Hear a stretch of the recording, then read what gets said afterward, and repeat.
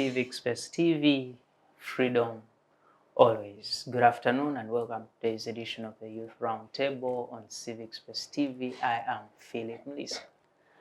Today is the 6th of December 2023 and we are looking at the accession of Somalia into the East African community. On the 24th of last month, November, we saw heads of state of the East African community agree to actually allow the nation of Somalia to be brought into this regional bloc that unites around economics, unites around human rights, unites around development, but also in the near future we see ourselves uniting around politics. We want to look at this subject. We want to interrogate what does it mean for East Africa, for Africa. Let's talk the politics around it, let's talk the economics around it, and let's talk every aspect of it having this nation. And to help us understand all these details is a panel of distinguished gentlemen to whom I will give a minute each to introduce themselves to us, then we can see the details of the conversation. I'll begin with you. Gentlemen, you're most welcome. Thank you. Help us understand who you are. Thank you so much. My name is Enock Kamanzi. I'm a lawyer. I'm an executive director of Genius Generation Agenda, but also a member of East African Youth Parliament. Thank you so much. Thank you so much, Mr. Enock Kamanzi. We are happy to have you here. Yes. And we look forward for the conversations you tell us about East Africa. Yeah. Gentlemen, yes, we're happy to have you. Thank you, sir. Talk to us.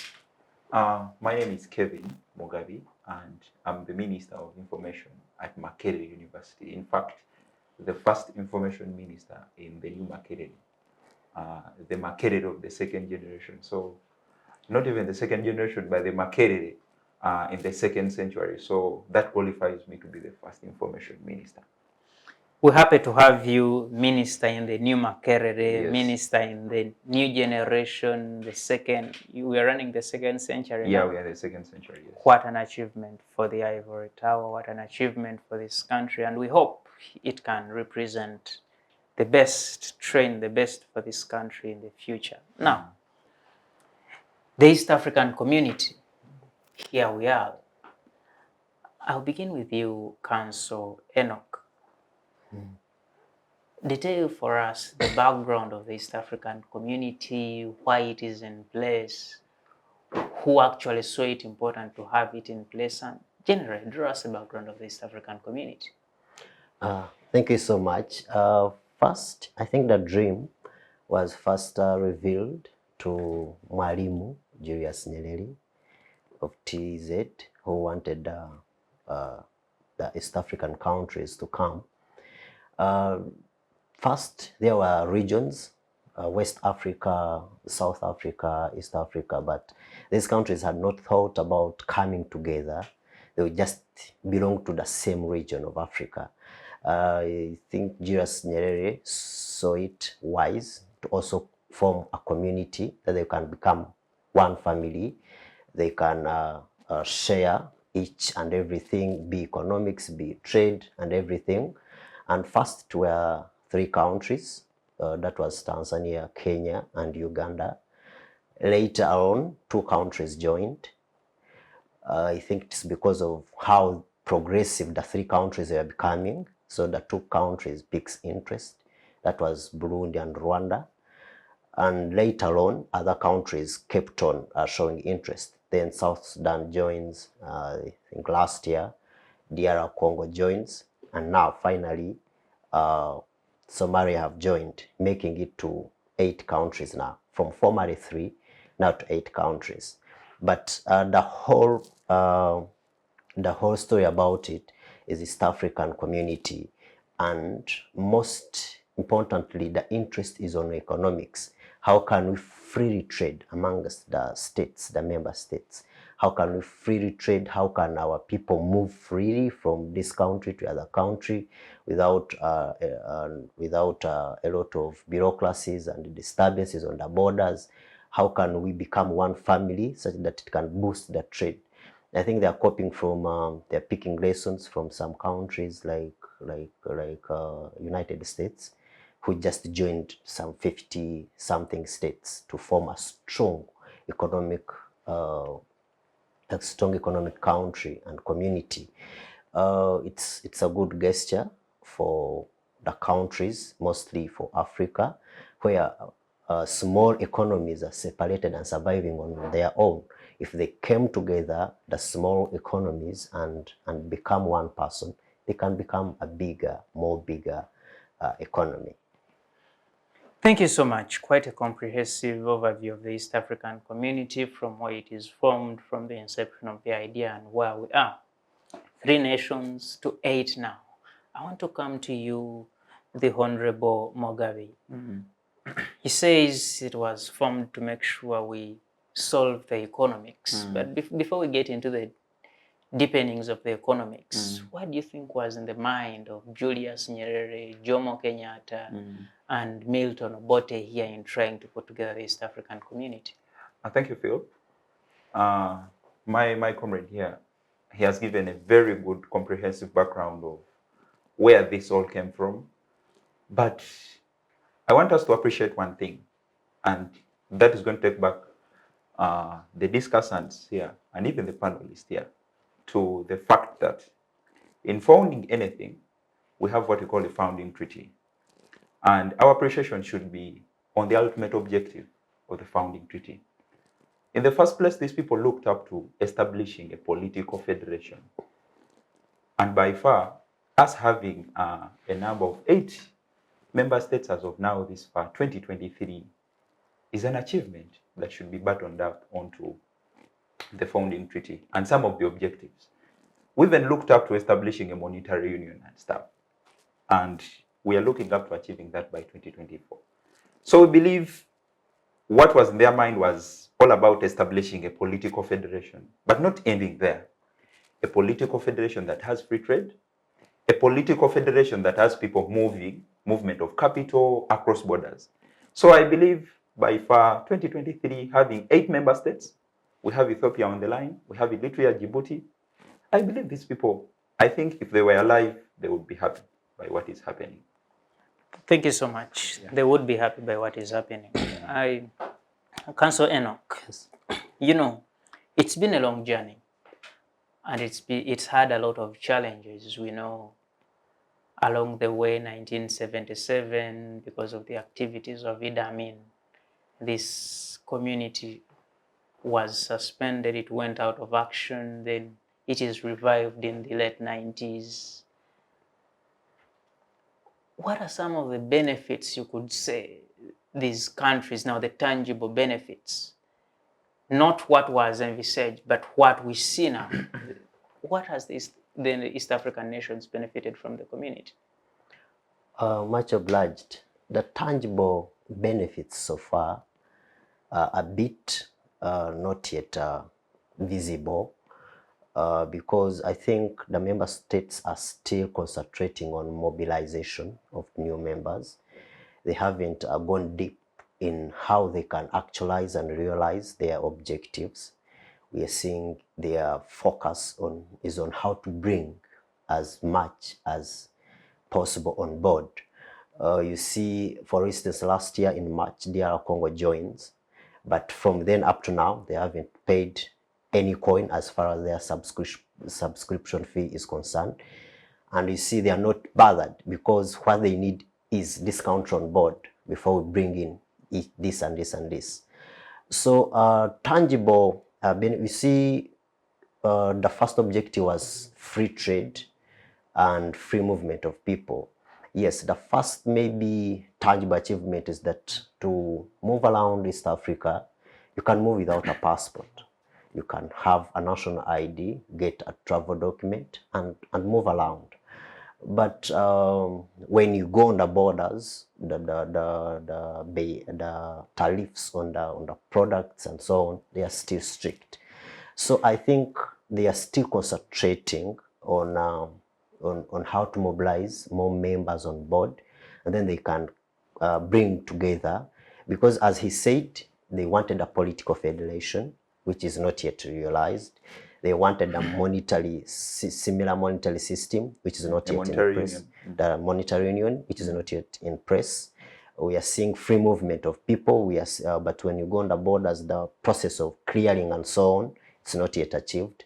You saw the products of Uganda. You take milk to Kenya and they say, no, your milk should not be here because these guys are trying to protect their local market. So they're still suspending some products from a member country. You go to South Sudan, last time they were chasing our maize. So we are still concentrating on mobilization of new members on board, but tangible benefits, we have East African community headquarters in Arusha with East African Legislative Assembly in place. There's also East African Court of Justice, but its jurisdiction and their man is still in question because I don't think they have a binding jurisdiction on these other courts. If they make a ruling and then the Supreme Court of Uganda makes another one, you can see. So the tangible benefits yet, I can say we are still mobilizing to get more members on board because the first tangible benefit would come from the economy, the money the members are paying. South Sudan was just recently forgiven about their portion they were supposed to pay. They said, okay, we have forgiven you because your president is going now to become the chairperson. And so I think we are still concentrating on mobilizing new members on board. And after mobilization, now we can see how realistic they can come. Thank you. Thank you so much, Enock. Mr. Mugabi, he tells us about the tangible benefits, and I think to add to his list could be the fact that at least every East African country has a minister in charge of East African affairs to fast track the integration and the implementation of programs at the East African level. Unfortunately, he cites things like Congo has not paid its, contribution. Which is true. Sudan has not paid. Do we even see this community moving a step ahead? I want to differ a little from his submission, especially about some of the things. I believe, talking about mobilization, this federation has been here for over 20 years or plus. Very many years, in fact. People that keep telling us that we are still in mobilization, what was the target number of members that we are meant to have as a federation? That should be a question. How many people are we meant to have to establish a complete political federation? So mobilization, yes, it can happen, but I believe we shouldn't even be asking these people to join us. These people should be coming to us, asking us, I want to join. Because of the benefits you're having, are you up to the task? Are you achieving the objective that you set as a federation? I think that's the direction we should be taking. And maybe if I can engage you on that particular issue, when you say Sudan is unable to pay, DRC is unable to pay, don't you think we should have a standard to say that for a country to join the East African, when you go to organizations like the NATO, the European Union, they tell you to join NATO, you must be able to spend 2% of your national budget on security. To join the European Union, you must be able to reach a certain standard of good quality. If you produce maize, if you produce mobile phones, they must be of a certain standard for you to be accepted into the European Union. Shouldn't we have standards for one to join the East African community? We surely do by law. And Article 3 of the treaty, East African Treaty, stipulates and puts it clear that for anyone to qualify to be part of the federation, first you should have good governance, and then you should have an undeniable stability in your country as a fact. But they are not clear, especially on one's economic progress. Yes, we can talk about economic stability, but our countries as Africa. And then despicable enough is East Africa as a country, whereby our GDP collectively might be at 35 billion or something. You get? So it's a challenge. There are some provisions, but mostly we are looking at democracy and stuff, governance in a country, not even economically. I don't know why economics has not been given priority. But you see, so my concern, it is a very big concern, and I keep interjecting. When you say they focus more on democracy or more on the leadership bit, look at South Sudan. these people have been fighting for, and actually we brought them on board when they were fighting. Faction of Riek Machar is fighting the current Salva Kiir. president, Salva Kiir. Go to the DRC, they are fighting. The state is hardly in control of all its territory. Burundi, similar challenges. Where is the balance? I think this should go back to why some states choose to be part of the federation. Because in this case, when we talk about good governance in the first place, is your leadership recognized by law? And as a fact, by the time we admitted South Sudan, they had a president. They had a sitting president, Riek Machar. Even Somalia, currently, it has a president, President Sheikh Mohammed. So you get, so talking about governance on paper, these people are having governance. But then we should get to the depth of the discussion and say, yes, you have governance on paper. Because even in Uganda, we have governance. But people keep pitting holes in it and saying it's not good and stuff. So I think it goes back to where you see it from. But on paper, these people are having governance in the first place. Then talking about, I want to go back to the question when you asked about these people defaulting and stuff. Yes, these people, by the time you come, their annual subscriptions you're meant to pay. DRC is still defaulting. They have not paid a penny this far. I was checking the website, and even South Sudan itself, on one of the issues of discussion was to give it chairmanship for it to be able to pay. You get, there's a lot of money, humongous figures that have not been met. Imagine by a country that has just been admitted, because we believe by the time you apply, you have enough base capital to propel you through. Even Burundi itself, it has been defaulting, but South Sudan remains the biggest defaulter.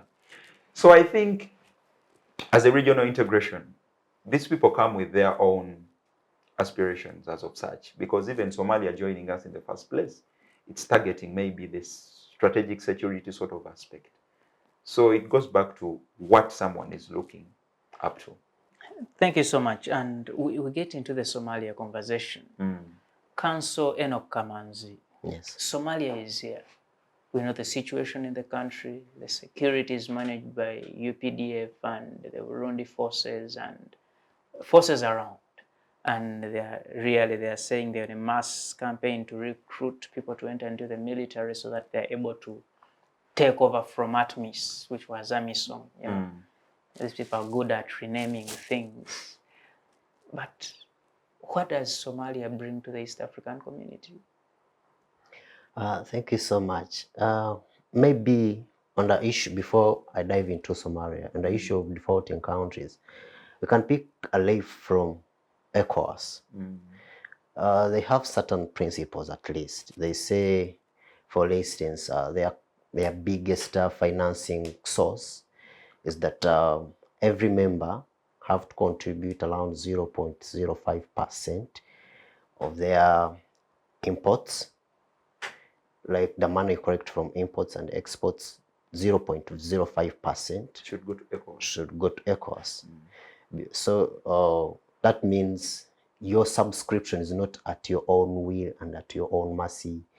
And you see, we are lacking an enforcement mechanism. If we say we are going to pay this and someone is not willing to pay, how are we going to enforce that? How are we going to realize that? Now, coming back to Somalia, for Somalia to join East Africa community, it's a plus for Somalia as a country. Actually, if I can quote the president of Somalia, Sheikh Mohammed, he said it is a beacon of hope for them because they are targeting several other things. But for the other member states, what are we going to achieve? What is Somalia bringing on the table? Yes, Somalia may help some countries like Uganda. They have around 3,000 kilometers of coastline, which can easily join East African community to the Arabian Peninsula, and it is a very big economic zone. They can bring that on table. I think it's one of the factors that force these guys to admit them. You see, as he said, Article 3 of the East African Community Treaty, it says at least for a member to be allowed should be at the border of any of the states. So Kenya being on the border also may have forced them because they are bordering Kenya. And another thing, I think these East African countries have seen some hope of stabilization, maybe. There is a lot of chances in construction area because if they stabilize, they are targeting to reconstruct the country, the buildings, the what, so our engineers can easily find jobs that area for those who are willing to risk. Somalia has the biggest food insecurity, so we can easily supply our excessive food here, Somalia. They need some services, mostly in education and health, because their education system have not been stable for the last over almost 20 years from 1991. So we can export our experts, our teachers, our medical doctors to Somalia. That's literally what Somalia can bring on table, but not forgetting the free movement where these terrorists can easily access our countries using the chance of free movement of people. Because we are not yet sure whether Somalia is able to fight them and eliminate them. So how about these people who are saying who have been looking for a chance to access Uganda, to access this country? So now you're saying free movement. You can easily come in and go out. It's an area you have to be extra cautious about. Yeah, they are bringing on table a population of around, I think, 18 million people. It's a bit good market because if we add to our 3 million people of East Africa, 300, yes, 300 million people of East Africa, we'll add some 10 or 18. It's an addition, but I think just works mostly for Somalia than the East African other countries. Thank you so much. Mugabi, he tells us about the benefits of Somalia, and he talks about the trade and the free movement and them joining us the Arabic Peninsula, a couple of things. But lastly, he talks about the security question. And you know, Uganda and other East African countries have heavily invested in the security of Somalia. We've been there for so many years. Our sons and daughters have died in that land. We've invested there. What is the return on investment? Thank you so much, Phil. I want firstly also to talk about, before I even get into that, the return of investment, especially for a country like Uganda. Personally, I believe, even by the fact that as a country, Uganda, we've been Somalia, we have things that have been pushing us to. One might say plainly that we've been there for peace, helping the country to stabilize since its state collapse in 1991, after the times of President Said Barre and stuff. But then we should try to focus. We should read. I have a very good friend who keeps telling me that, Kevin, you should be reading things between the lines and surely get to know what things mean, because there's a lot that happens that reaches to our eyes.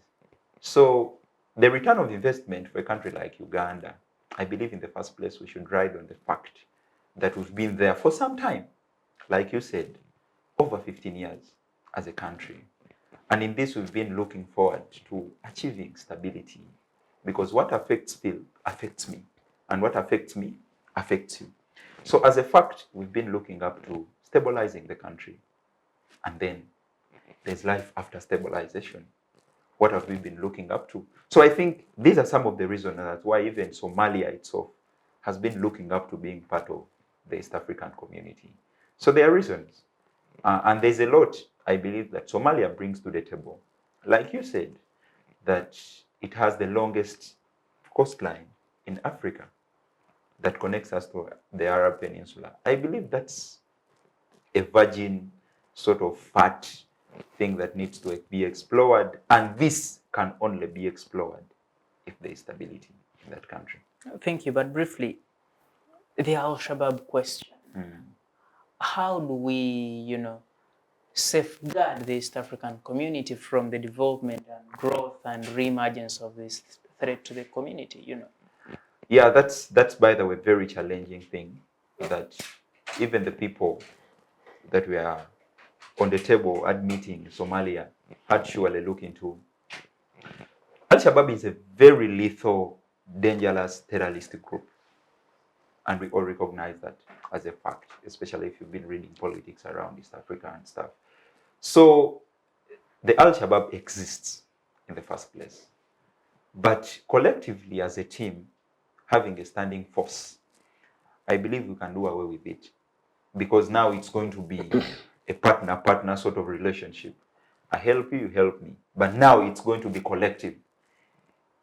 It's not going to be something that we are just deploying to help. We are deploying to help a member state as of now. We are not helping someone for aid to our integration. In other words, what you say is that as the mission, the ATMIS, that Yes. mission comes to an end, now the East African community should look into deploying on the basis of a member state. Not really. I'm not surely trying to drive the discussion that way. But I believe, because even in the ATMIS itself, we have countries that have been in East Africa and they are part of that force that has been deployed. Yes. So I believe this time around, the deployment in this case is going to be collective, because we even have countries that have not deployed for Somalia, for the case of stability.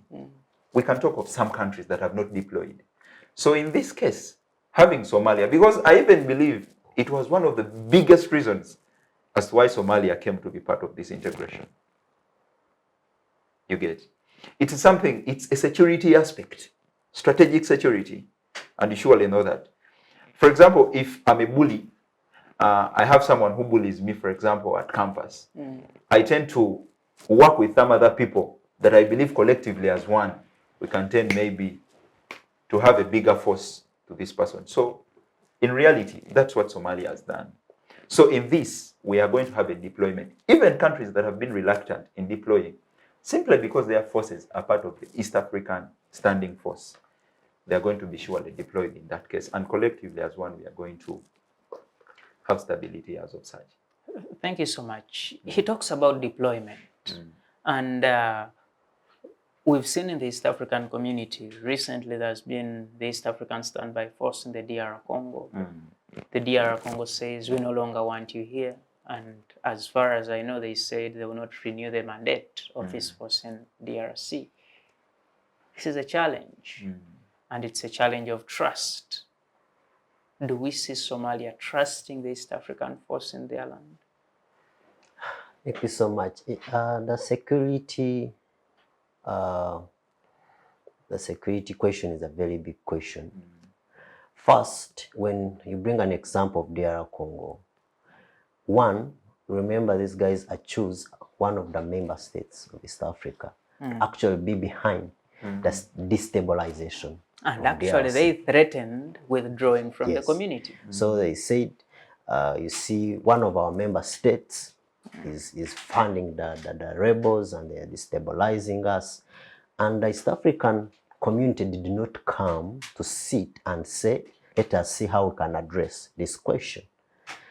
The last time I think it was in 2001, still in DR Congo, when there was deployment from these neighbors, the now East African countries.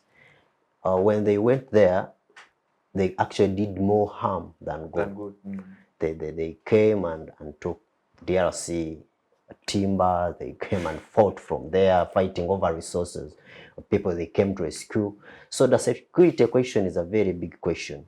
But I think that is done because the forces in DR Congo is not a threat to East African community as a whole. It's a threat to only DRC, so they are a bit reluctant. Now, when it comes to Somali question, Al-Shabaab is a threat to almost all of us. I think these people will not come and say, let us pray in this. Somalia has a lot of virgin resources. They have petroleum, they have oil and gas, they are all untampered with. They have a very big marine economy in fishing and so on. So it is also a threat that these people may pick interest to go and deploy in Somalia, but with other agendas behind. You know, are economic. Enoch, when you mention all those resources, it takes me to a point of view. In this country, the NRM government boasts of having defeated about 22 rebel groups in its time. And some of them it was real confrontation, but others it was dialogue, sat on the table, agreed on a couple of things, and there was a solution. Some people were actually taken into government. Isn't it time the East African heads of state sit down with the leaders of Al-Shabaab, the leaders of M23, the leaders of ADF, the leaders. It is said that in the DR Congo there are over 150 rebel outfits. Can't we sit with these people and agree and solve this problem peacefully? We can't keep fighting as a community. Thank you so much. It's a very good point of view, but I believe you can sit with M23 because what they want, you can agree to have it. You can agree to listen to them. Actually, I think they have several times tried to have peace talks. Why should we even be fighting M23? Yes, they are simply fighting to exist in the Congo. And they've been existing for over 100 years. Yes. When you look at history, they say these Banyamulenge part of DR Congo, they've been there for years, over 100 years. They say what we want is coexisting. Can't you have a government, share a government with them and have... So you can talk to M23, you can call ADF on table and ask, what do you want? I think Moses Ali is here because he was talked to and he agreed to be here. But when it comes to Al-Shabaab, I think it's a bit tricky because of what they are fighting for, of their values. One, they want Islamic states. How many countries in East Africa is agreeing to become an Islamic state? None. These are none of them. Christian nations. So I think what these people are fighting for is what determines whether we can sit with them and they can agree. I think there's a time they called Al-Shabaab for peace talks. And when they sent letters, they asked who are the people who are going to be the mediators. And then when they looked at the list of the people who are supposed to be the mediator, they said all of these people have a kafiri. You cannot sit with them on the same table. So themselves are not, I think, willing. So I think they can only be dealt with direct confrontation, as we said, because I don't see them coming on board and accepting to terms and conditions. Because how are we going to share power with them? Because they believe in Sharia law. So, and as he said, Article 3 of East African Community talks about democracy, good governance, and you're not going to talk to Sharia law about your democracy. So how are you going to harmonize about certain aspects? Do you see the East African standby force defeat the Al-Shabaab? I don't see it existing even. This is a force with certain interests. Maybe if a federal government is formed and then they form a very big force and then they come on board, but these things of going and you get some soldiers from here and come, they'll end up doing what they did in DR Congo. They'll fight for their own interests. Every country will send their forces for their own interests. So you send them there and then you find them fighting over certain things. I don't see it defeating Al-Shabaab. Maybe they can continue supporting the forces of Somali, learn to see how they can defeat Al-Shabaab, but I don't believe in this force of East Africa yet. Thank you. I want to engage Mugabi here on that particular question. Can't we solve the military challenges, the security challenges by dialogue? Personally, I want to drive this discussion firstly to where I come from. As a person, I believe in negotiations and dialogue. But you see, it gets to the point where you can't dialogue any further. Because we've been having dialogues. It's not the first time even in South Sudan that we are having dialogue. But now we are having a gleam of hope that maybe the dialogues that we've been having have surely resulted into something. But it's something I'm surely still studying as a person, why do we still have insurgencies, especially in countries, in Muslim countries and stuff? I think we need to appreciate their cultures, their values, and surely get to know what surely these people want. A case in point is Somalia in the first place. You get to know that even Al-Shabaab itself, it's having external funders, the Al-Qaeda. We're having these people injecting a lot of money into the activities of the Al-Shabaab. It's not the first time, because there have even been peace talks between the Al-Shabaab, like Comrade Enock said, that when they were called for a sit-down sort of peace talk agreement and stuff, they said, oh, these people are kafiri and stuff. You get? So there are times in economics, there is what we call a willing buyer and a willing seller. So in this case, if the seller is willing and the buyer is not, there's no way you can strike a point of, But you see, of agreement. Maybe the challenge is in how we try to put together this dialogue kind of thing. Because if they said we have kafirs, like he says, people who are not believers in the Islamic question, then we have many Muslims in these countries. Why didn't we get people who can go into dialogue who are Muslims? Because we have them. And I want to give you an example. Dialogue on the African continent is a challenge for a very long time. Recently, we have a war running in Sudan, and the conflict is people disagreeing on one power, who should be the president, but two, an ethnic one, who is more Arab than the other. And you imagine, should we be fighting for such tiny things in Africa in 2023?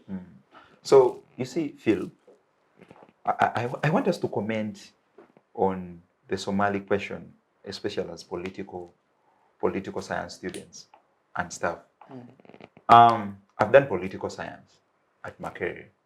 And one thing we are meant to appreciate is the fact that you need to look at certain things in context. Let's look at Somalia as a country in the first place. Because I believe with the fall of the country in 1991, these people have been intelligent enough also to mediate and call for peace talks. But out of the peace talks these people have been having, I believe there have been breaches, especially to the terms of agreement in the first place. In this case, I believe it's one of the things that even East Africa as a region should now be focusing on collectively as one. Let's call these people, let's have them on table, even before, because I believe it's always negotiation first before we apply coercion. So even before these people, maybe we can go into a head-on sort of confrontation, because I believe this is what the East African Standing Force is looking up to. I think we need to mediate. Let's call them, have a discussion with them. We understand you are a fully and a wholly Muslim country, and we are not interfering in your politics, because joining the region, I mean the confederation in the first place, is selling your national sovereignty, because people are going to be entering and leaving at peace just with a mere permit of a national ID. Yes, that's understandable. But I believe we surely need these people to be on board, because there are very many governments that we've had in Somalia in the first place brought about by coups and toppling. I believe there are even governments that spent even like 2 years and stuff, and they are not existent anymore. Even less. Even less. So there's a problem. So we should understand as a region, is it a problem of power? Are these people that are fighting looking up to power or resources? Before we even confront, let's call them for a mediation. Let's talk. Let's have a dialogue. If things go berserk out of dialogue, yes, there's always a plan B. But maybe thank you so much. To add on that shortly. Yes. I see the biggest question that is bringing the idea of dialogue not to work out is that these people who are fighting are not standing on their own. They are not fighting on their own. Yes, they are being funded. It is someone pushing. Someone pushes from here and another pushes from there. It is actually a way of earning a living. They are fighting to earn a living. To exist. Some people, it is just it's employment to them. So even if you call them on table, you're not going to give them a good offer than the funders they give. But you see, Enoch, we are talking about the African continent. Currently, there is a war in Sudan, people fighting, Africans fighting Africans in Sudan, brothers fighting sisters and killing sisters. You have a similar situation in Libya, people fighting in the Chad, people fighting in the Central African Republic, people fighting in Burkina Faso, in Niger, in Mali. You can mention all these countries where people are fighting, Africans killing Africans. Do I have to be paid by someone to kill you, a brother, a foreign person paying me to kill my brother? Is that even sin? It is not. It's not, but it's survival. It's survival. By killing a brother? It's survival for them. Because literally, why are they fighting? All of them are fighting because they are surviving. I think the question you're posing should be the question we should be asking before we call these people for mediation and peace talks. Why are they fighting in the first place? Is it for power? Is it for resources? I think that's what we should try to understand. Because are these people fighting for survival in the first place? Like you said. Because if you're fighting, it's like you're not sure of the next day. Then what are you fighting for in the first place? So I think there's a reason as to why these people are always fighting. And I think because in the Sudan, you have two military generals, Major General Hamdan Dagalo and Major General Burhan, who is in power. And the disagreement is who should be president. And their disagreement has taken the country, I can tell you, decades ago. They are fighting, they are bombing the capital city, they are bombing people. They didn't stop there. They went back to Darfur, and we've all heard about the history of Darfur. There is genocide going on in Darfur. Why? Because two people at the top disagreed. Is it a failure of leadership on the African continent?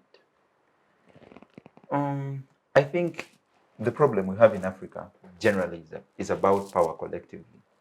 Because for countries, for example, that have been having maybe tribal sentiments, tribal challenges, for example, the genocide we had in Rwanda, simply because it was tribal, who is who, which is which, Tutsi, Hutu.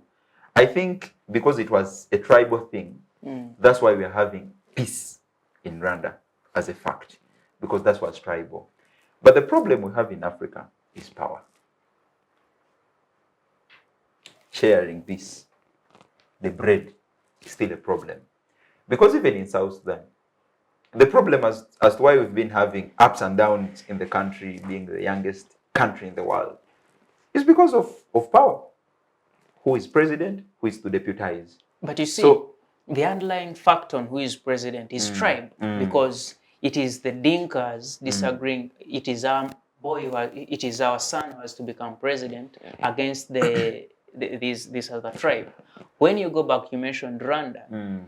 It was the Tutsis against the Hutus, yes. 1994. But when you go back to 1950 and 49 around there, it was the Hutus again fighting for power from the...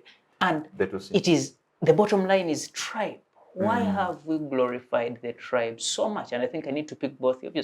Why do we glorify this tribe more than our nations?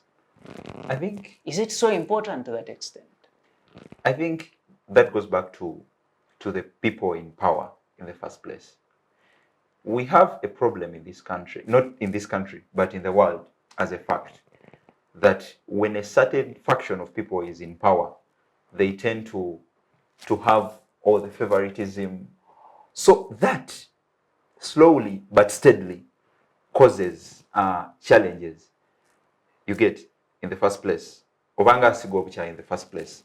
Because when you're in power, most of the people tend to enrich their regions. So a one Enock, also from Koboko, is going to say, even me, so it means when I rise up, I can as well bring this back to my people. So it's a challenge. And whoever has access to power, that is the same thing they are doing. You get. So I think tribes, I think what we should be looking up to as young leaders and then leaders, especially for us that are playing politics in future tense, what we should be looking up to now is to do away with tribal sort of attachments in the first place. Because very many people, for example, Uganda's case, there are very many Basogas who voted for the sitting president. There are even very many Basogas who voted for the leader of In fact, his yes, highest vote came from northern Uganda. you get. So I think now as a country, Uganda, I think as we have moved over that, and now we are not even mostly focusing on tribal sort of alignments. Because if we can have we had a candidate from Busoga region, Maureen Chalia. Yes. But she didn't get the most votes from her own region. So I think as Uganda, as a country, we should be even a benchmark in this.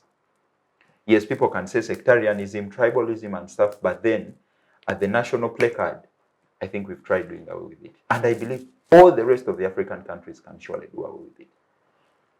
Thank you so much. You want to respond to that? Yes. You know, a tribal question is a sensitive one. Very sensitive. But again, we have to benchmark on some of people who are not affected by the same and ask ourselves, how are they surviving? When you go to US, for instance, I think it's hard for one to mention their own tribal clan. They know they're Americans, full stop. Maybe they have this black American thing, but others, they think they are one person. In Uganda here, yes, as you said, they should benchmark here in Uganda, but we still have very big questions. We have challenges, yes. You go and apply to get a passport. The first question is your tribe. And it always beats my mind. Why are they even interested in knowing it? So that they can prove I'm Ugandan. That's one. Two, there's this common question now of Bararo questioning in northern Uganda. It's purely tribal. Because a certain tribes believe these people should not be here around here because they are not part of us. Why are they even having owning land here? It's purely a tribal question. Here in Uganda, we also have some tribes who think they are superior to others. We have seen them. They be there and feel that spirit complex. When he sees a brother, they think they are more superior and more. We still have that very big question, but it's just a matter of ignorance in Africa. You see, you mentioned the example of the United States. And I want to underline that Africa, with its diversity, Uganda boasts of 56 tribes, Tanzania about 100 and, in fact, close to 200, same with DRC, very many in Kenya, and so on. But we have, over time, over course of a very long time, very many thousands of years, we've lived with this diversity. We saw the Great Mali Empire flourish. We saw these kingdoms that were there before colonization. Unfortunately, in Europe, you saw countries, I'll give the example of this country that broke down into Armenia, Herzegovina, 6 countries. Literally in Europe, every country is a tribe. The British have their country, the Germans have their country, the French have their country, the Norwegians have their country, the Danish have their country. They couldn't manage it.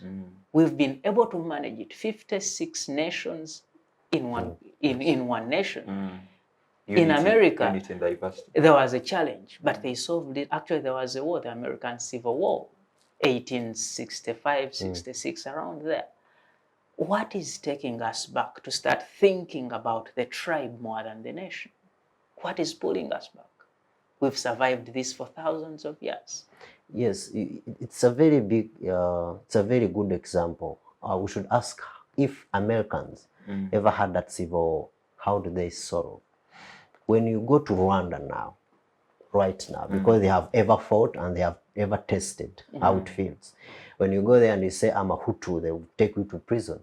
You're not allowed. It has united them. They are Rwandans, full stop. And in fact, this is actually one tribe. Yes, it is it's just now one tribe. Changing a word and you think, so how about to broad that? Yes, I can be a proud so-and-so. But how about am I Ugandan? Full stop. What would that cost? Yes, the diversity have been existing. But that's why these Europeans managed to come and colonize us. Because they would use a Muganda against a Munyoro and you successfully fight because of your tribe. So it has existed, but to our detriment. How about we do away with it? Mwalimu Nyerere was able to solve this issue in Tanzania today. you hardly hear conversations of tribe. Yes. That's right. Because they are all Tanzanians. Here, people still take pride of what they are. And as we become big as the East African community, if we continue emphasizing these challenges of tribe, you come, I'm a Muganda, then I'm from Engeye clan, then I'm from this family, the smaller unit, then now I'm from Kampala, then Uganda, then East Africa. I don't know. Last week on Friday, attended a giveaway function in Chiruhura district. And it was one tribe intermarrying with another tribe. But I had kind of speeches. People were lamenting instead of celebrating because they were not happy of the other tribe picking a daughter of theirs and taking them. And I saw, however much you see the political system is trying to contain it, but it's also offering. You see, when you look at the cabinet, some people are not there on merit, but because he's there to represent a certain tribe, and he's there in the cabinet because of that. But however much the political system is managing it in the societies, how about to do away with that mindset? The kind of speeches I listen to. Enock, a citizen out there, when you say the political system is trying to manage it, will disagree with you.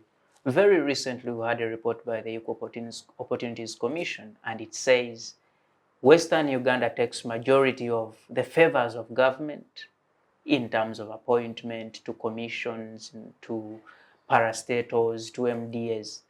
Full stop. They said Central Region is next there with a few, and the other regions are almost at zero. The government is not containing that. But you see, Phil, I want us a little to get back. I want to take you back to history in the first place. That's, I think, when we can surely understand this tribal thing and tribal card in Uganda. There was a time, I want to remember factually, when kingdoms, chiefdoms were abolished in this country. Yes. And I believe it was a tribal card that brought all about that. Where the president, the sitting president then was Sir Apollo Milton Obote.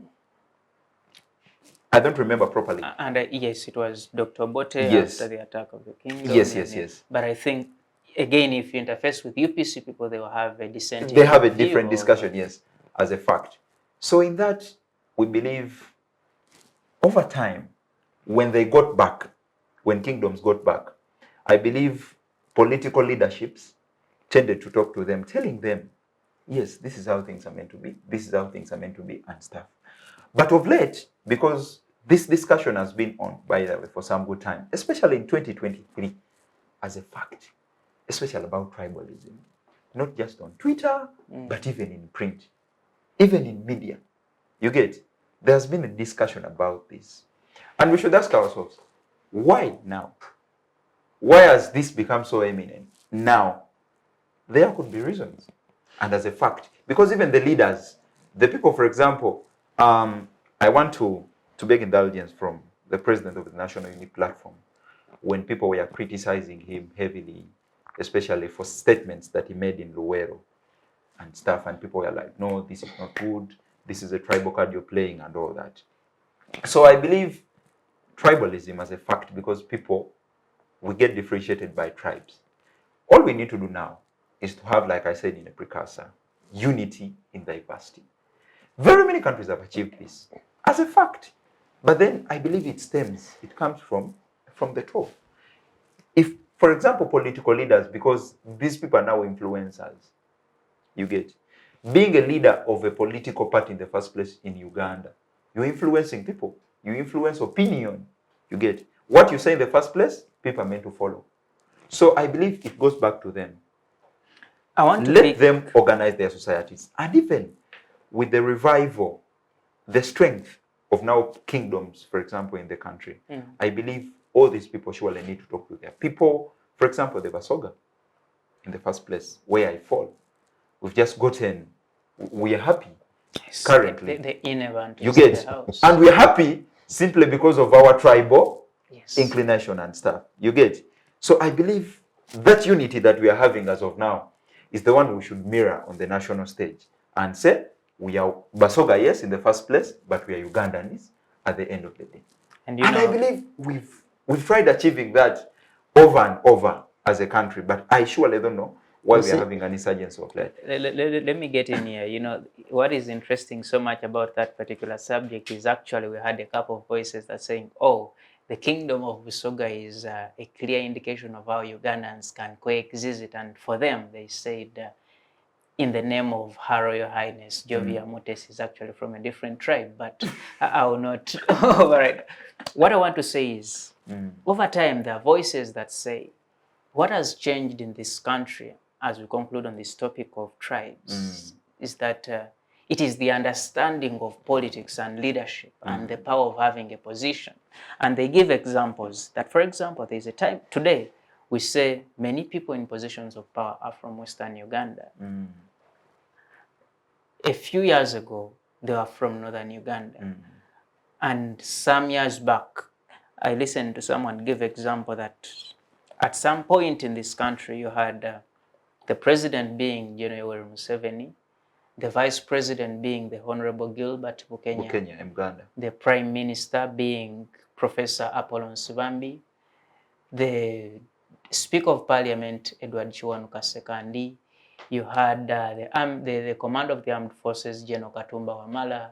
You had people like the Chief Justice. Actually, the Chief Justice was from Northern Uganda, but the deputy, the Justice Stephen Kavuma. Then you had people like Geraldine Namirembe Vitamazire in the Ministry of Education, and a couple of others you could mention. Now, these are the top. In the top 20 positions, you have about 10 from the central region. But people say what has changed is that at the time, people did not understand the importance of these positions and being in these positions.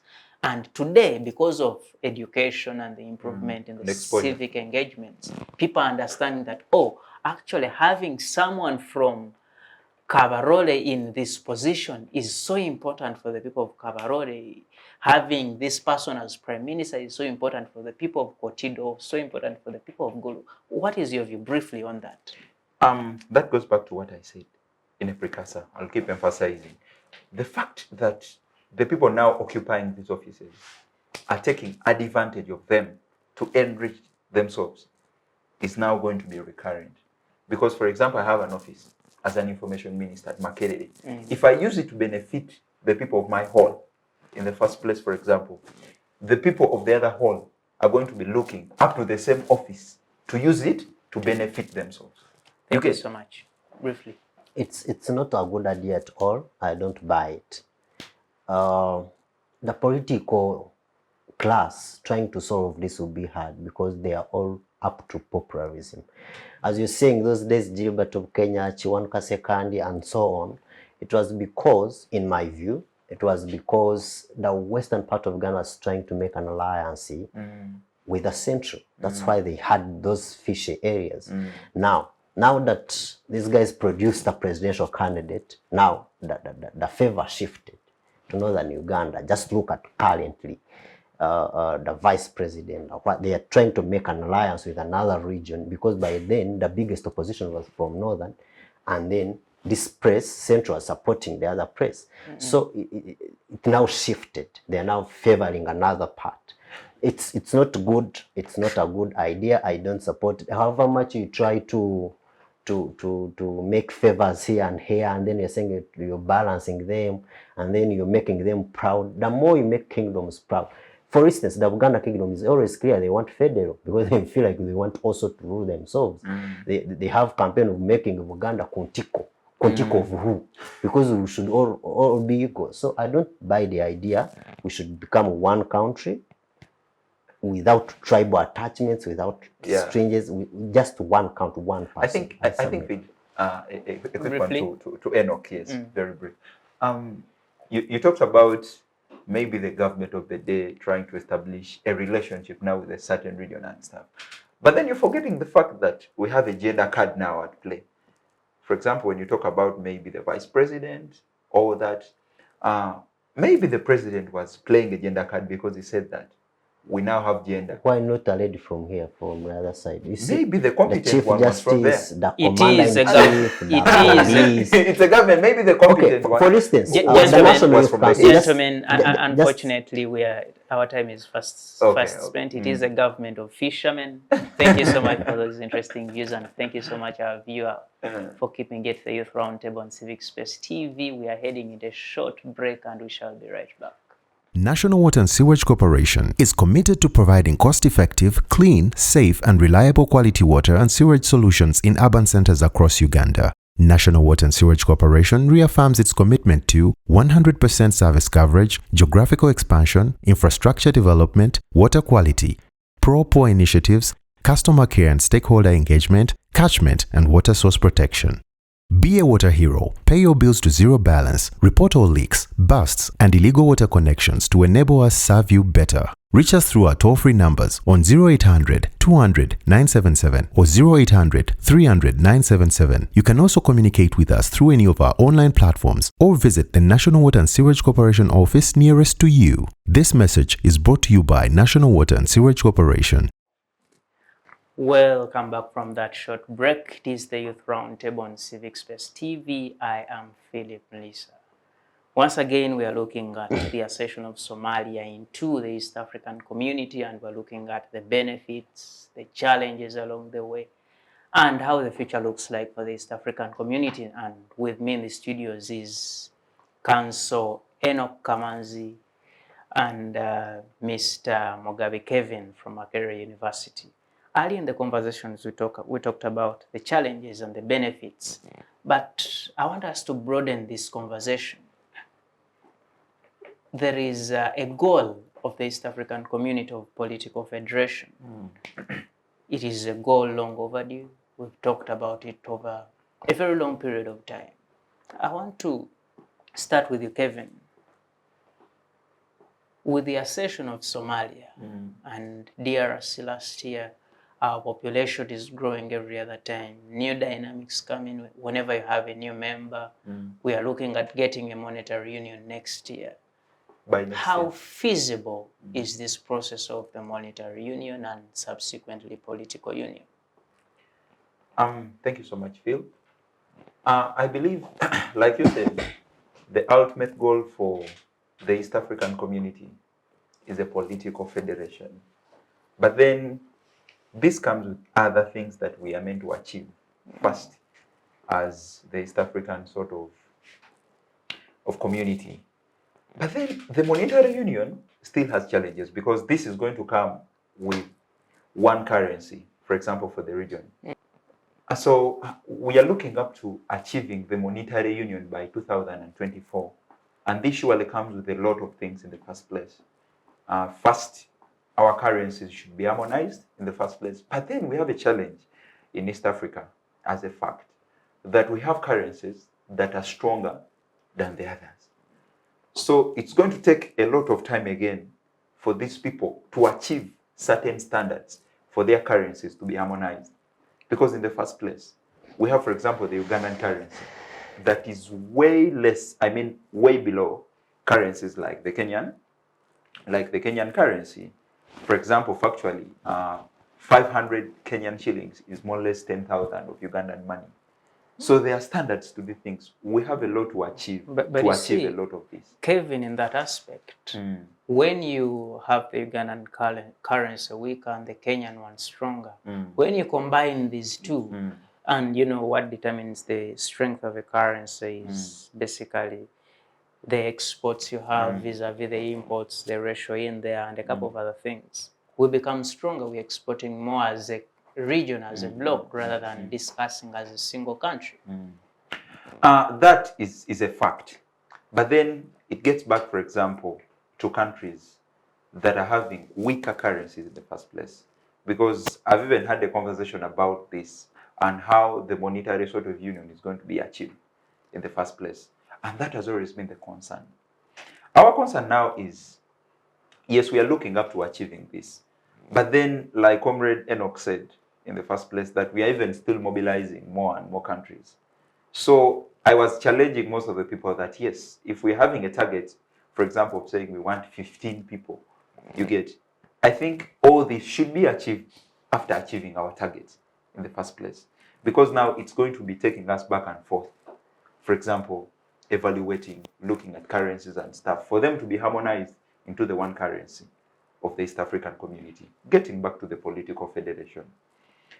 I always feel very honest when I'm talking about the political federation, that yes, as the East African community, yes, we have achieved what we call widening. You get the community. Because currently, if we are having 8 member states and we're even looking up to having more 3 into the federation, then we have achieved what we call political federation in terms of widening. But then we have a problem. And that's where my concern is, deepening the values of the federation into the member states. Because if in the year 2023 we're even having defaulters this far, surely, and you're looking up to achieving a working political federation, it's a challenge. So in widening, we've achieved 70% of the target. But then in deepening the values, for example, commitment of the members, you get still a challenge. Because if at all you're giving someone an enticement, for example, of being chairman, regardless of their orientation, for them to meet their annual subscription that they are meant to be paying, you get, it's like these people are doing a service to the federation and not the federation doing a service to them. Do you then say that the East African community that had only 3 member states, Uganda, Kenya, and Tanzania, was more effective than the one we have today? To me, it was better off because all these people were meeting their obligations on time, regardless of not being on time, but they were committed to the cause because they were the pioneers and the orchestrators of this. So I believe these people were more committed. I have a friend, we had a conversation, especially about the admission of all these member states over time and time. Because we've not had a stable member of late who has joined us feeling stable, with a stable economy, with proper laid down structural growth, or even a promising sort of political nurturing environment. All these people that are coming to the East African community are having challenges. So it means they are seeking refuge, you get, in the community. So to my understanding, I entirely believe the East African community that had 3 member states was better off. Because even Burundi, that we admitted some time back, has been defaulting. And right now, factually, they are having money on them that they are meant to pay $7.4 million US. So I believe the other 3, and the 3 are having a good record, regardless of them not paying on time, but they are paying because they are committed to the cause. So I believe it was better off. Thank you so much. Yeah. Councillor Enock, you see, in the steps of integration, you talk about monetary union, and we want that next year. But even the customs union that we get many years ago has still failed. There are taxes on our goods to Kenya. Our goods are stopped every other day on the Kenyan border, on the Sudanese border, on the Tanzanian border. Do we see feasibility in this process? Do we get the political union? Thank you so much. Your question entails 3, a customs union, monetary union, and then political union. They are all hard to achieve. When my comrade said there are 3 countries were more effective than now, but I believe the reason they decided to expand is because one of them was threatening to leave. Actually, one of the 3 member states was feeling far better than the entire community. They were saying, you guys have a lot of political instabilities, you guys have this and this. For us, we are stable, we are moving on, we should not. And then this guy said, let us mobilize others before this guy leaves. And then when they mobilize the others, I think this one is trying to see, maybe let us keep and see. Monetary union is good to have this heavy currency that can unite us. We don't know the challenges people go through when you move only a few kilometers in using road in a bus, and you have to change money. And then after, last time I went to Arusha, you go to Nairobi, to Kenyan border, you change your money, then you travel. By the time you reach the Tanzanian border, you also change again, then you enter Z, and then you come back, you change again. it's for, and I was imagining people who are trading in these countries, what are they going through? You have bought something in Ugandan shillings, you have crossed a few minutes, you have to change money, then you lose value, you lose this. So monetary union is long overdue, although it's hard to realize. We may face challenges like European Union recently faced when we are seeing Brexit, because UK was saying, look, our currency is stronger than even your euro, and we are making losses by trading and dealing with you. So that means we shall have to see how we're going to get a currency that is stronger than all of us. I think the strongest currency in East Africa, I think, is Kenyan shillings. So how are we going to make sure we have a currency that is stronger than Kenyan shillings, so that Kenya will not feel like they have lost? It is very good. It's a very good gesture. The target was having it by 2024, but I'm told in this summit they postponed because they realized they cannot achieve it in 2024. It's a good gesture, but very hard to achieve. As I earlier said, all efforts, as far as my opinion is concerned, is on mobilization. I don't know what they have after mobilization, but I'm not seeing any other efforts being done to realize any of the other objectives. I'm not seeing them indulge in how they can bring in customs union and goods free move.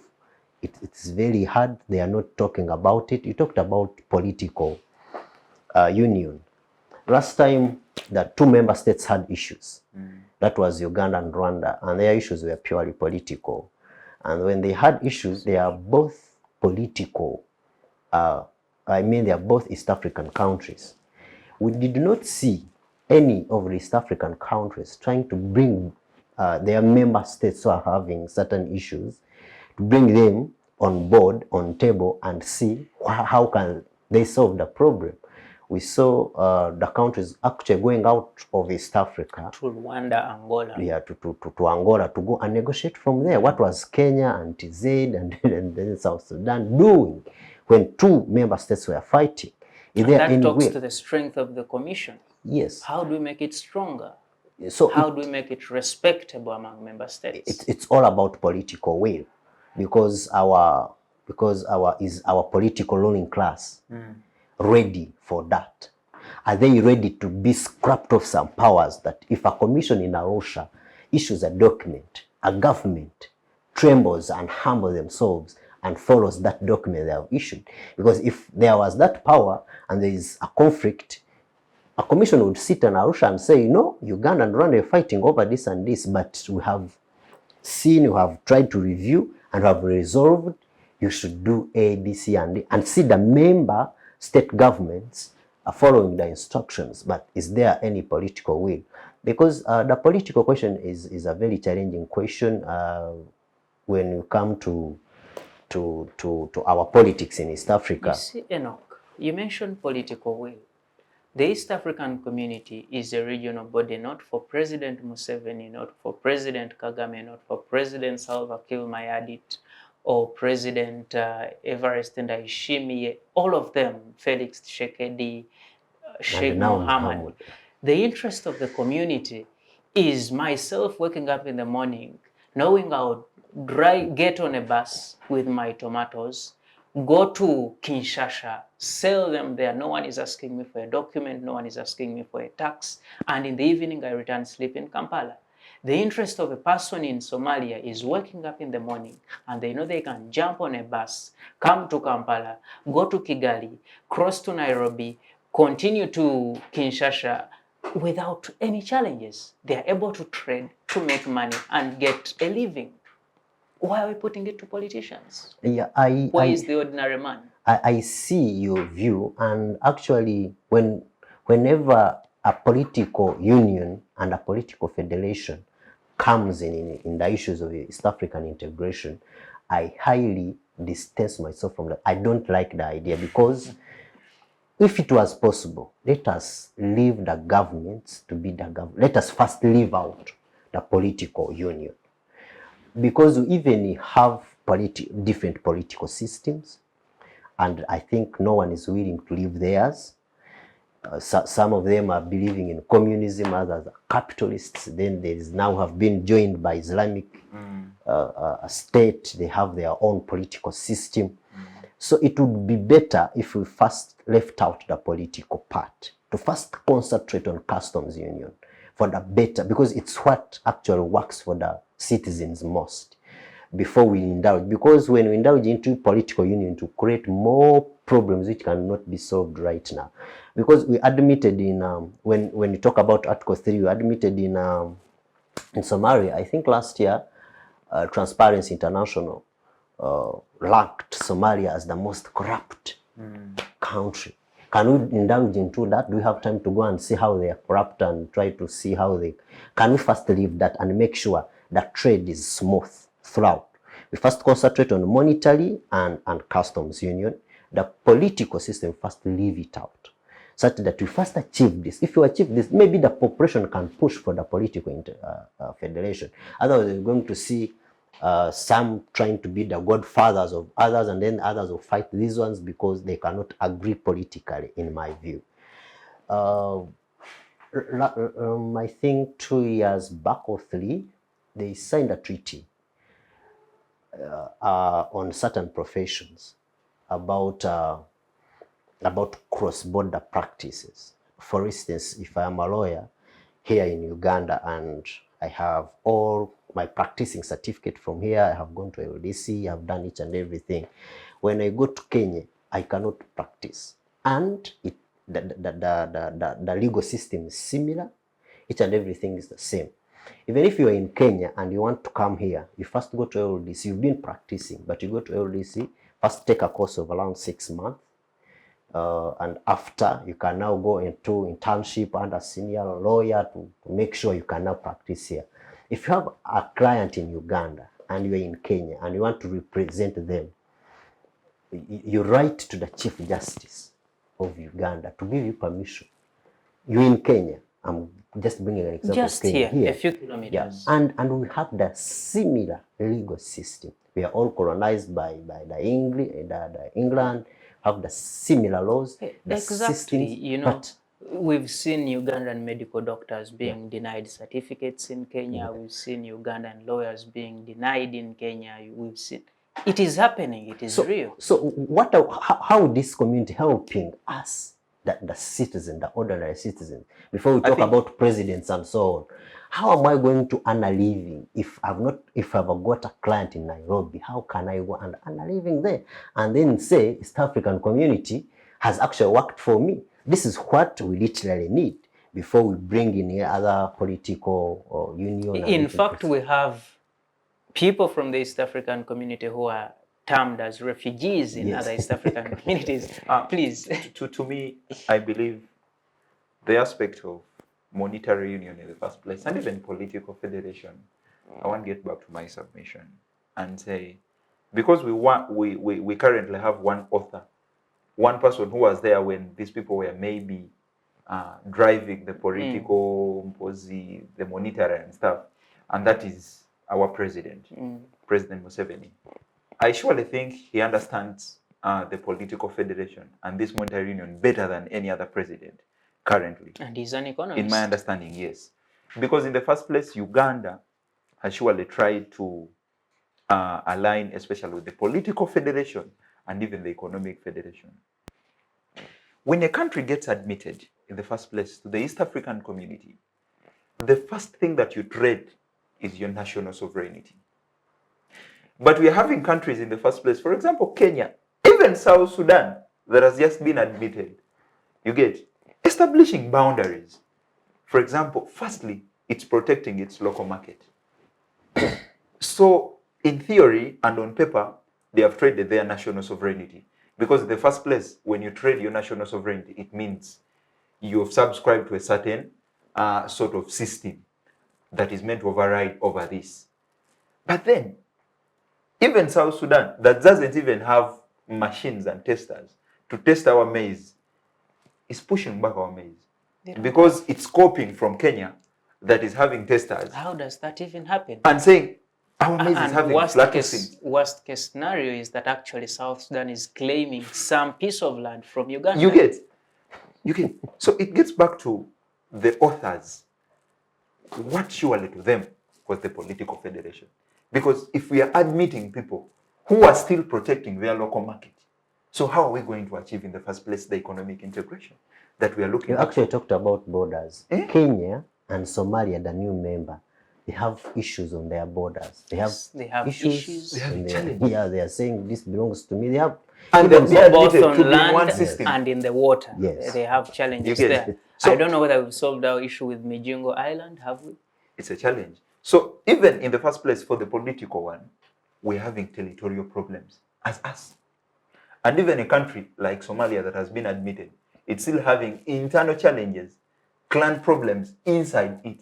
No, they've And been even recently, Somalia just won a case against Kenya in the ICJ of territory. There's even some Somalia place- itself is having challenges. For example, they're having Somaliland, Yes, that yes, is seceding off. Somaliland. They even have a capital in Agaisha. So it's a problem. And Kenya has a Has representative a in that representative. Somalia. It is recognizing. It's recognizing the country. And then but gentlemen, to bring you back to the conversation, You get- you know, all these steps, the customs, the monetary, the political, they are very technical. There are a lot Very, of technicalities. And I always ask, I love thinking out without the box, actually, not even outside it. If we woke up one day as a people of East Africa and declared that from today, the 6th of December 2023, East Africa, these 5 countries, these 8 countries are one country. From today, we are going to use, we station maybe this central bank of this country is going to share its currency with all these other ones. We are going to use this as our currency. This person is going to become our leader. We do not know about these boundaries. We do not even know about these embassies of this is in Uganda, this is in Kenya. No, if you have an embassy in Uganda, therefore that is an embassy for East Africa. If we woke up one day and took that decision, what happens? I think that thing has ever happened, because in the first place, Why should someone determine our identity? in the first place, we used to have that, by the way, in the first East African community. That's why I'm saying, for the first people that we had, especially when we used to have 3 member states, we used to achieve this. What you're talking about has ever happened. True. You get? Actually, they claim they did not recognize us, but they worked with us. You get? It has ever happened, because even the East African Library was there at Makerere. And it's still there. We even have a college, a school called the East African ISLIS, the East African School of Library Sciences and stuff. You get? So the library was in Uganda. And Makerere was In the University Makerere. of East And Africa, Makerere was not the for University of Uganda. East Africa, not for Uganda. Talk about the shilling. Talk about the shilling. Uganda, You Kenya, get? Tanzania, shilling. Eh? That's why we even said, let's have our headquarters in Arusha, Yes. let's have the customs union, let's have the tariffs and And it stuff. was And okay. all these, the East African lady Yes. saying we have headquarters here. The airways. The airways, you get East African and stuff. So we had that. It has ever happened. But then all these systems are breaking down day by day. They kept breaking down, you get. That's why we just had to have a revival. But then in the revival, these people didn't put all this clear. Because in the revival, since then, the East African Library, collapsed. the East African Customs Union, we are just looking up to having it again. Yeah.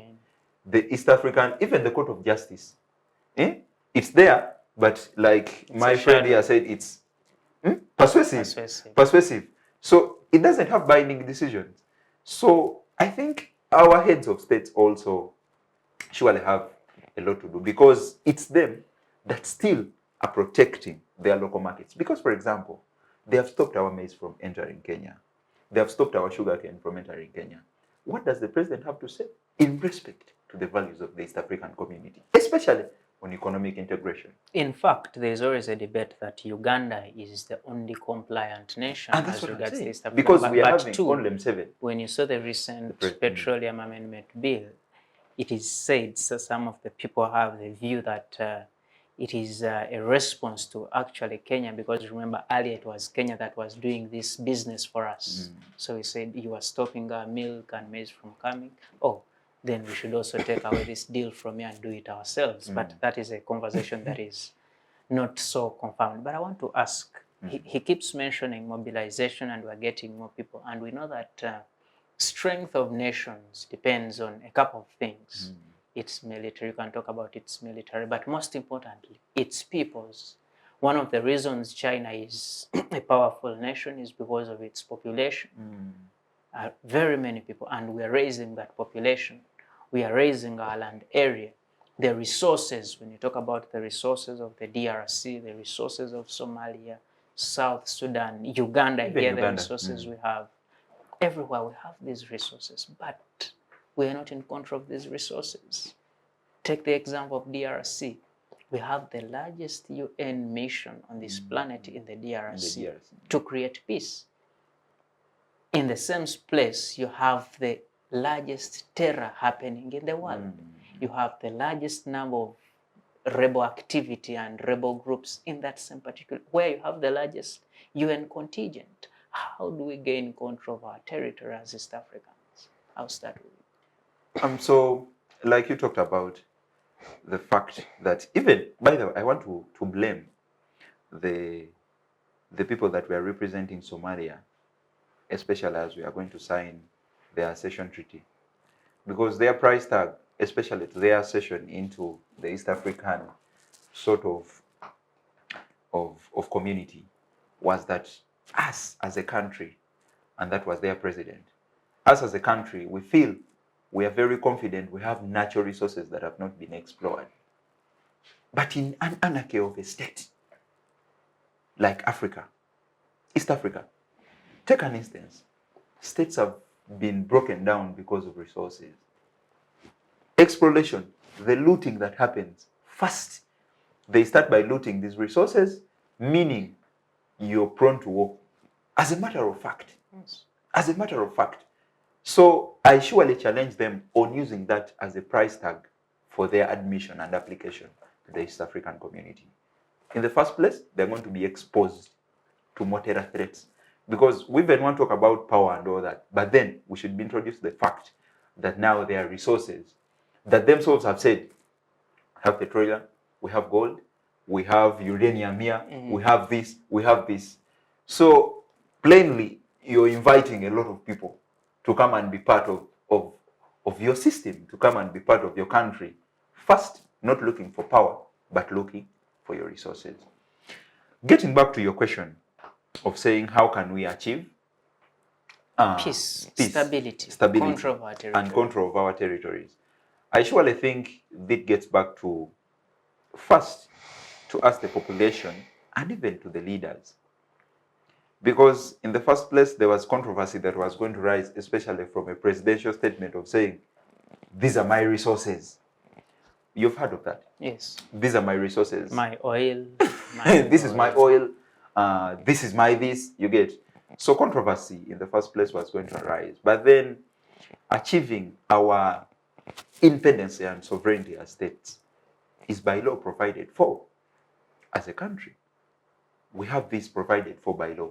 So I believe we just have to get back to the law, because in Uganda, for example, we are very good on paper.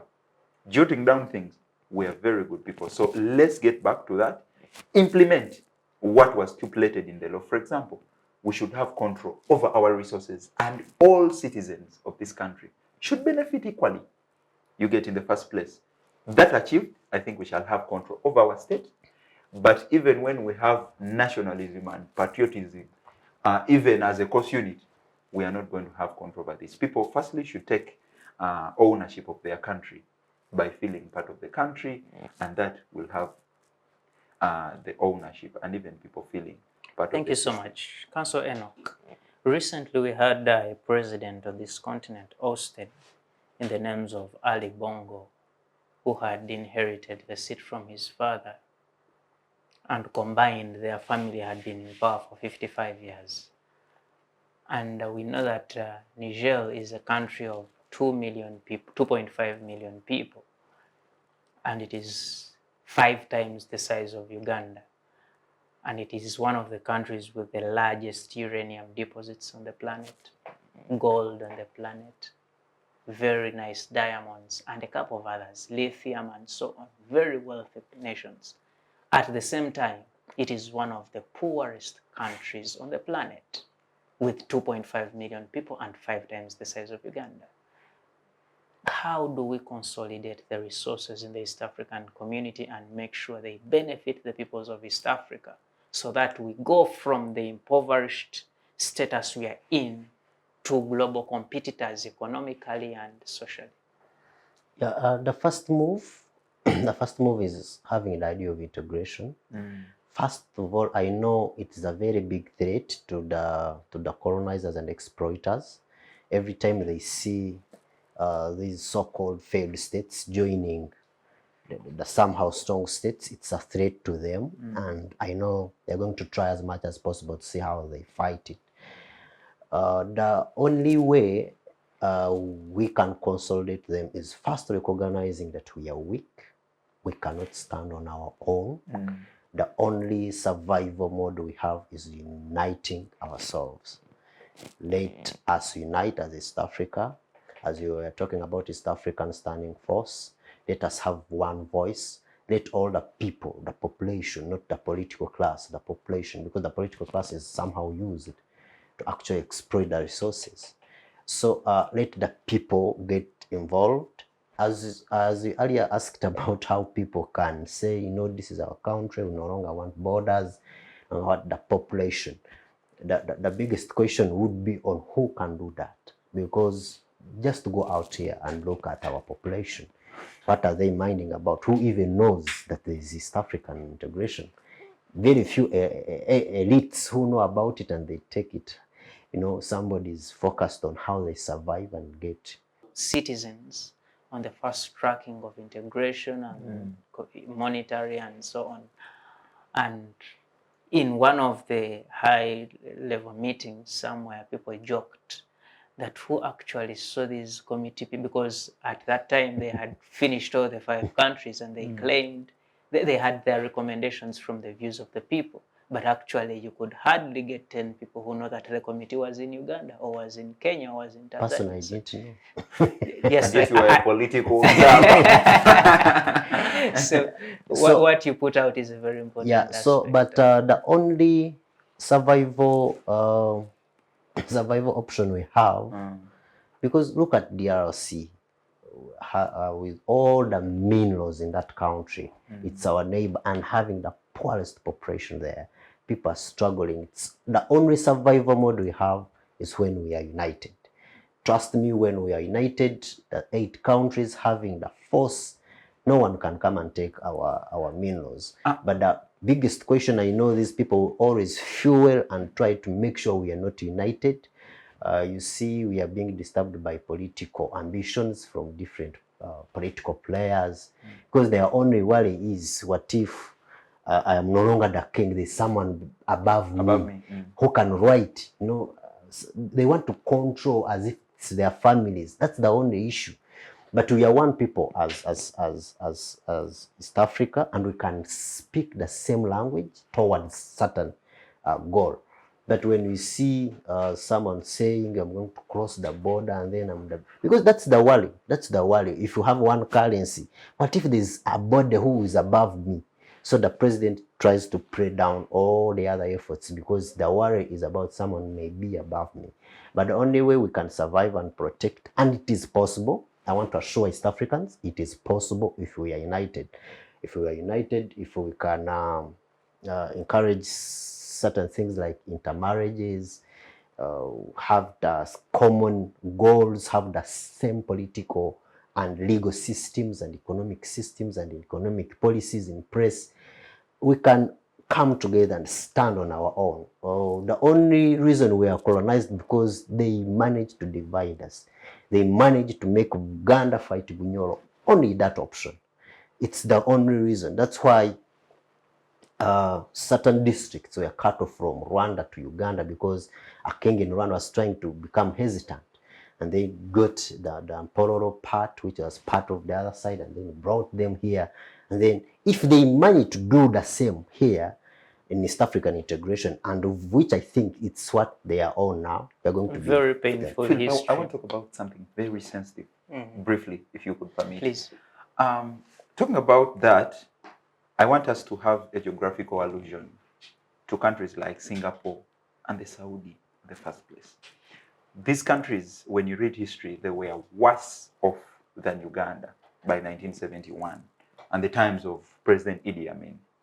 People keep telling you that we even gave some money to Saudi Arabia as a fact, and I know it happened.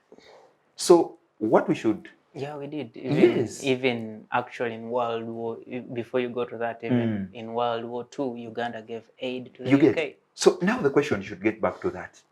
Singapore, in the first place, those people came here for a benchmark. Yes. How is Uganda implementing? How is Uganda progressing this fast? Benchmark on health, You get. on tea production, on coffee, So, on tourism. The question now should be the political players of the day. What went wrong in the first place? But me, I believe the only thing that can catapult a nation like Uganda from where it is to a good position, I believe it's all about trade and economic integration in the first place. Because Saudi Arabia wasn't where it is 50 years ago. We don't have a country, for example, in Africa that is having that steady progress. So it's a question of politics. Let's get back to the drawing board. We look about our economics. How are we playing our economics in the first place? The economic integration. Yes, we can have that, but then it starts with countries themselves because we have resources, enough resources. You get? Yes, we don't have the capabilities, we don't have the most advanced sort of technology to explore. But even for the few that we've managed to explore, we surely don't know where the fares get. Thank you so much, and that is so important and that's so critical. And I must inform you that our time is fast spent. In the last few minutes, I want us to again look at the strength of the community and how we drive it to be a functional one rather than, and I want us to focus on the complete political integration.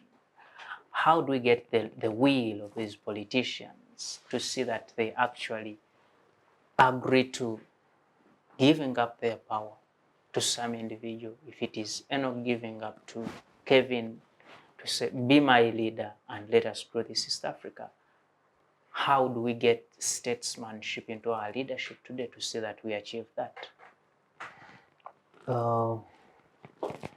One, I think our political leaders are just trying to run the hard way. Before something wrong happens, they don't want to pick lessons from history, which is painful. And the only way we can survive is having the literacy rates increasing into the population. I think the education sector should play a vital role in sensitizing and civic spaces like these ones, in sensitizing the population, because it's the population that can push these political leaders. You know, human beings are by nature selfish. If they see you sleeping, they can do all the mess. And there's no way these people will be willing to give up their power into the integration and so on. But it can only come through the population being sensitized, through the population being now sensitive. They can, if the population stands up and say, we want this, that happens. If we are all aware, can we have lessons from primary schools and secondary and universities about the importance of East African integration, so that all the young people, the largest population, knows the importance of the integration? Can we encourage intermarriages, the social part of it now? Let me consider a Kenyan girl as my sister and a person as I may think, maybe look at our new member Somalia. The Somalis are most complicated people now in East Africa as we talk. If you try, Muliisa, go and try to marry one of their sisters, you see how hard it is. With less than a month in the federation. Yes. So, if Somalia has come on board, let them know that Muliisa can easily go and pick a girl and bring her here. It is a highly conservative society, I agree. So they will need to amend certain perspectives. Let the population be aware of the importances of integration. They should dissolve in East Africa. Yes, then they can push the political class, because the political class is the implementing partner in all this. So the population can easily push the political class, and the political class can easily give up certain things they were reserving for themselves. Thank you so much. How do we get everyone on board? Okay, I don't want to be a crybaby in this case, lamenting every time. This should be this should be done by this one and stuff. I want to keep mine as brief as I can. And in achieving this, I believe, I want to give an example, an epitome in this in case. And I want to give an example of the East African anthem. Most of us here, I think, understand it because it was more of a top-bottom sort of approach, especially in bringing people on board. Personally, I sing words that I don't even know. You get? And very many people are singing this when they don't surely understand it. So I believe this was more of a top-bottom thing that was done, especially by the political people who have the powers of implementation to us. What I pick from your message is that we should have learned this Kiswahili such that by the time the anthem comes, we actually understand what we sing. It wasn't done. But we took it on and we surely got to sing it. Either when they play it here, for example, we can rhyme along. So in this case, what am I trying to say? Briefly. This is something that was brought, especially by the political class, to us the people. And we appreciated it because we saw sense and value in it. We took direction of that. And very many people at this case, when you go to primary schools, secondary schools, even at universities, people know this anthem. But it wasn't an injection that was given to us forcefully. It is something that was given to us, we appreciated it, and then we reciprocated the love by learning it. So in this case, what I'm trying to say briefly, I'm trying to say, these people, there's a book I normally read by Andrew Haywood, Understanding Politics. So in this case, you should engage the masses, get to know what they want, and then in that, bring a policy, talk to them. If they appreciate it, adapt it. But then, the problem we are having is that we are having most of our policies top bottom and not bottom up policies. So it should be reversal, up and down. So in this case, Africans are very good people. They are willing to collaborate if something is to their benefit. If not, they are not. Kevin Mugabi, thank you so much for those amazing thoughts. Kamanzi, Enock, thank you so much for those amazing thoughts. And you, our viewer, thank you so much for keeping with us all this time. This is the Youth Roundtable on Civic Space TV. Remember, this is made possible by the Center for Constitutional Governance, and we appreciate the effort you put to widen the civic environment of this country. I am Phillip Muliisa, and I shall see you next time.